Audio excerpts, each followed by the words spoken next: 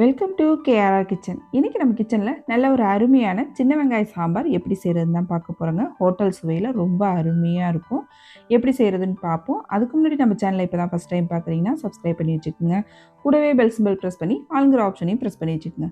அப்போ தான் நான் போகிற வீடியோஸ் எல்லாம் உங்களுக்கு தொடர்ந்து நோட்டிஃபிகேஷனில் ஒன்றுக்கு ஒன்றே கிடச்சிக்கிட்டு இருக்கும். இப்போ வாங்க இந்த சின்ன வெங்காய சாம்பார் எப்படி செய்கிறதுன்னு பார்த்துடலாம்.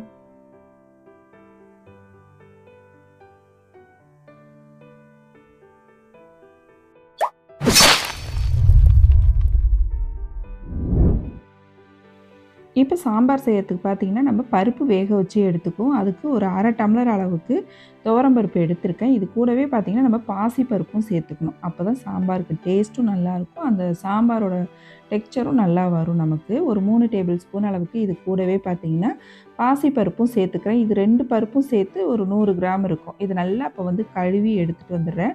கழுவி எடுத்துகிட்டு வந்ததுக்கப்புறம் இதில் கொஞ்சமாக கட்டி பெருங்காயம் சேர்த்துருக்கேன். இது கூடவே ஒரு 2 தக்காளி பழம், 3 பச்சை மிளகாய் கீறிட்டு சேர்த்துருக்கேன். ஒரு 4, 5 பூண்டு பல்லும் சேர்த்துக்கிறேன். இப்போ இது மூழ்கிற அளவுக்கு தண்ணி சேர்த்துக்கிறேன். பருப்பு மூழ்கிற அளவுக்கு தண்ணி சேர்த்துக்குங்க. தண்ணி சேர்த்துட்டு இதில் 1 டீஸ்பூன் அளவுக்கு நல்லெண்ணெய் சேர்த்து குக்கர் மூடி போட்டு இந்த பருப்பை பார்த்திங்கன்னா நல்லா குழைய வேக வச்சு எடுத்துக்கணும். சாம்பாருக்கு வந்து பருப்பு நல்லா குழஞ்சி வெந்து வந்துச்சு அப்படின்னா டிஃபன் சாம்பாருக்கு ரொம்ப அருமையாக இருக்கும் டேஸ்ட்டு. இப்போ எண்ணெய் சேர்த்ததுக்கப்புறம் நல்லா ஒரு தடவை கலந்து விட்டுருங்க. குக்கர் மூடி போட்டு மீடியம் ஃப்ளேமில் 3 விசில் வச்சு எடுத்துக்கும். பருப்பு நல்லா அருமையாக வெந்து வந்துடும். பருப்பு வெந்ததுக்கப்புறம் நம்ம சாம்பார் எப்படி செய்கிறதுன்னு பார்ப்போம்.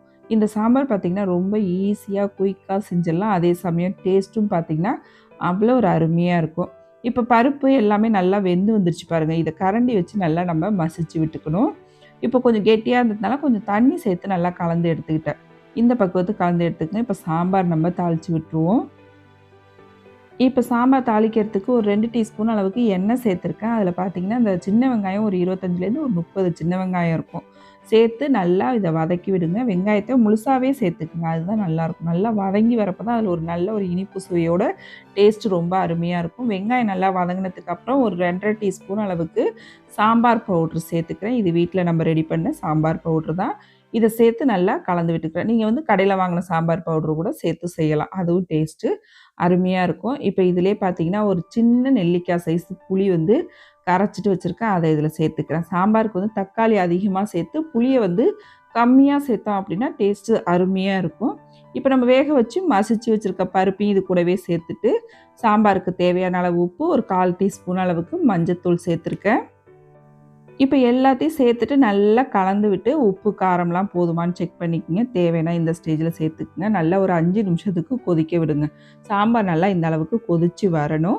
இப்போ கடைசியாக அந்த தாளிப்பை கொடுக்கணும். நம்ம இதில் வந்து ஒரு 2 டீஸ்பூன் அளவுக்கு எண்ணெய், 1 டீஸ்பூன் அளவுக்கு நெய் சேர்த்துக்குங்க. இதில் ஒரு 5, 6 வெந்தயம், 1/2 டீஸ்பூன் ஜீரகம், 1/4 டீஸ்பூன் மிளகு, 1/2 டீஸ்பூன் அளவுக்கு உளுந்து, 1 டீஸ்பூன் அளவுக்கு கடுகு சேர்த்து நல்லா எல்லாம் பொரிய விட்டுக்குங்க. கடைசியாக அந்த தாளிப்பு கொடுக்கும்போது தான் சாம்பார் நல்லா மணமாக டேஸ்ட்டாக இருக்கும். கட்டி பெருங்காயம் சேர்க்கலைன்னா இந்த ஸ்டேஜில் நீங்கள் பெருங்காயத்தூள் சேர்த்து தாளிப்பு கொடுத்துக்குங்க. நான் பெருங்காயம் சேர்த்ததுனால பெருங்காயத்தூள் சேர்க்கலை. ஒரு 4 வரமிளகாய் சின்னதாக உள்ளது. அதே போல் பார்த்திங்கன்னா நல்லா ஒரு 2 கொத்து அளவுக்கு கருவேப்பிலை. நம்மளோட தாளிப்பு அருமையாக ரெடி ஆகிடுச்சிங்க. இப்போ இதை நம்ம சாம்பார் கூட சேர்த்துருவோம். இது கடைசியாக சேர்க்கும் போது நல்லா கமகமன் வாசனையோட அந்த நெய் ஃப்ளேவரோட ரொம்ப அருமையாக இருக்குங்க. கடைசியாக அதில் பார்த்திங்கன்னா 1 டீஸ்பூன் அளவுக்கு வெல்லம், கொஞ்சம் கொத்தமல்லி தழை தூவி இறக்கிட்டோம்னா நல்லா மணக்க மணக்க ரொம்ப அருமையான சின்ன வெங்காய சாம்பார் ரெடி ஆகிடுச்சிங்க. இந்த வெல்லம் சேர்க்குறது உங்களுக்கு விருப்பம்னா சேர்த்துக்குங்க. அப்படி இல்லைன்னா தேவையில்லை. இப்போ பாருங்கள் சாம்பார் ரெடி ஆகிடுச்சு. நல்ல சூடான இட்லி தோசை கூட நிறைய ஊற்றி சாப்பிடும்போது டேஸ்ட்டு அவ்வளோ ஒரு அருமையாக இருக்கும். இந்த சாம்பார் ரெசிப்பியை நான் இன்றைக்கி சொன்னது போல் நீங்கள் ட்ரை பண்ணி பாருங்கள். ட்ரை பண்ணி பார்த்துட்டு எப்படி இருக்குன்னு எனக்கு கமெண்ட் பண்ணுங்கள். என்னோட இந்த ரெசிபி பிடிச்சிருந்ததுன்னா லைக் பண்ணுங்கள், ஷேர் பண்ணுங்கள். மறக்காமல் நம்ம கேஆர்ஆர் கிச்சனை சப்ஸ்கிரைப் பண்ணி வச்சுக்கோங்க. நாளைக்கு வேற ஒரு ரெசிபியோடு சந்திப்போம். தேங்க்ஸ் ஃபார் வாட்சிங்.